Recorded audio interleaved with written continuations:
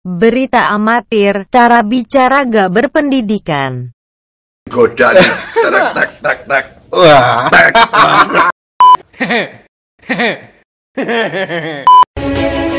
Halo Bren, kembali lagi di Amanda Channel.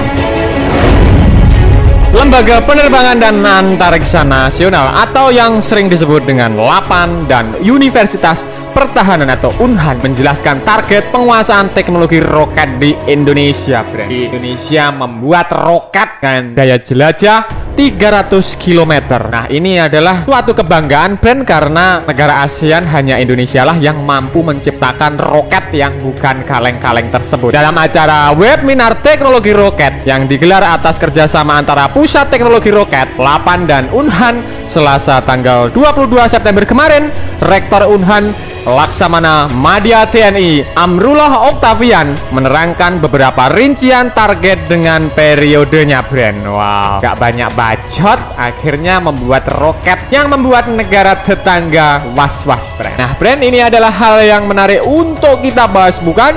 Tapi sebelum lanjut, agar kita lebih santuy, kita dengarkan intro dulu ya brand.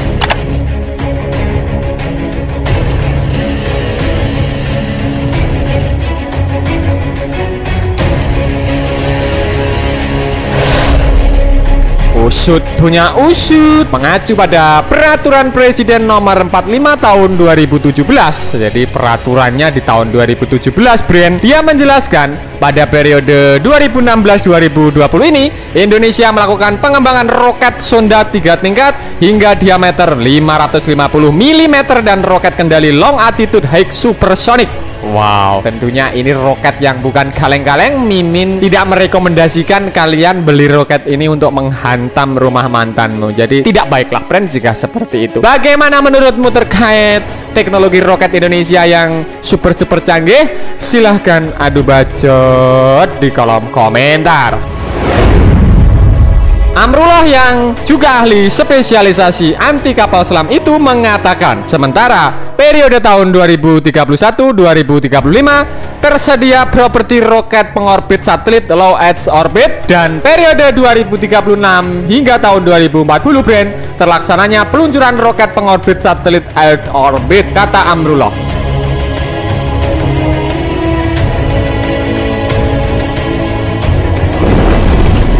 Usut punya usut, teknologi roket yang dimiliki negara.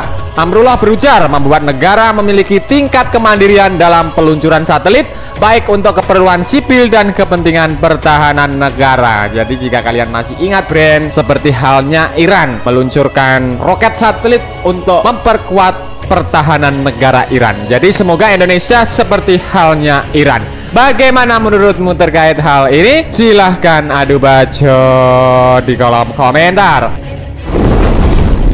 Target-target tersebut juga disampaikan Deputi Bidang Teknologi Penerbangan dan Antariksa LAPAN Rika Andiarti. Menurutnya, pengembangan roket merupakan salah satu kegiatan keantariksaan yang wajib dikuasai, termasuk pengembangan satelit, aeronautika, dan lain sebagainya brand.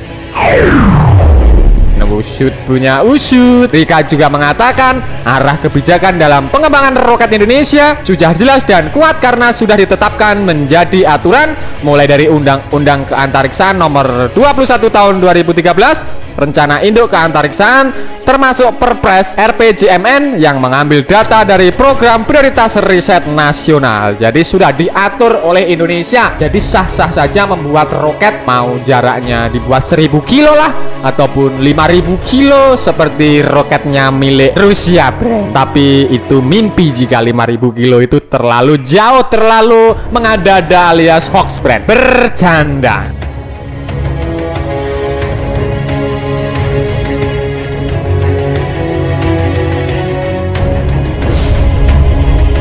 Rika juga mengatakan arah kebijakan dalam pengembangan roket di Indonesia sudah jelas dan kuat. Menurut Rika brand, Indonesia pada tahun 2040 menargetkan agar mempunyai kemampuan meluncurkan roket dan satelit sendiri dan dilakukan di tanah Indonesia. Tapi kemampuan itu perlu didukung oleh industri roket Indonesia brand. Wow, sungguh-sungguh membanggakan bukan brand? Bagaimana menurutmu terkait hal ini? Silahkan adu bacot di kolom komentar.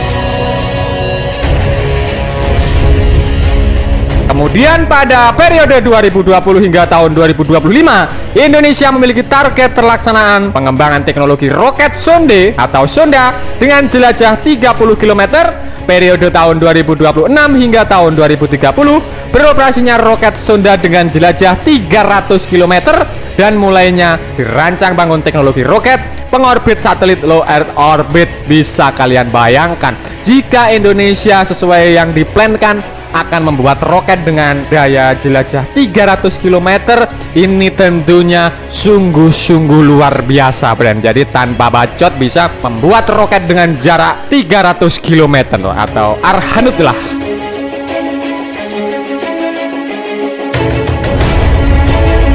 Sementara peneliti kebijakan penerbangan dan antariksa 8, Mardianes menjelaskan bahwa ada beberapa tantangan yang patut diantisipasi dalam penguasaan teknologi roket di Indonesia. Dari segi politik adalah keamanan interkontinental, ballistic missile, dan adanya rezim pelarangan serta monopoli peluncuran. Kira-kira ini otaknya jika Indonesia membuat roket tidak boleh, kira-kira siapa ya? Brand Mimin juga belum tahu. Sedangkan dari segi hukum yang harus diantisipasi adalah kontrak peluncuran atau perjanjian interkontinental ballistic missile atau ICBM, dan kaitannya dengan RPP penguasaan teknologi. Segi ekonomi itu adalah tingginya risiko benefit tidak instan, ujar dia, Brand.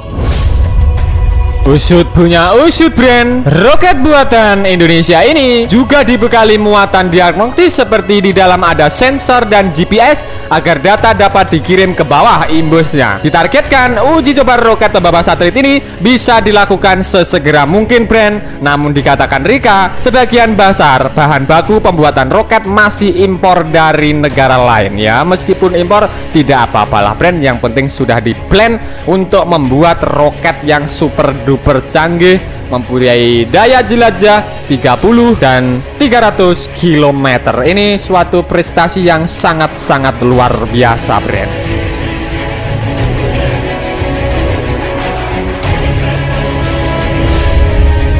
Nah, Brand, itu tadi pembahasan admin seputar target roket Indonesia di tahun 2020 ini, roket sonda 3 tingkat. Bagaimana, Brand, menurutmu? Silahkan adu bacot di kolom komentar. Nah, Brand, oke, sekian dulu video dari Amanda Channel. Jangan lupa like, share, komen, dan subscribe agar channel ini semakin berkembang dan tentunya bisa bermanfaat bagi kalian semua. Nantikan video menarik dari kami lainnya. Terima kasih, see you next time, bye.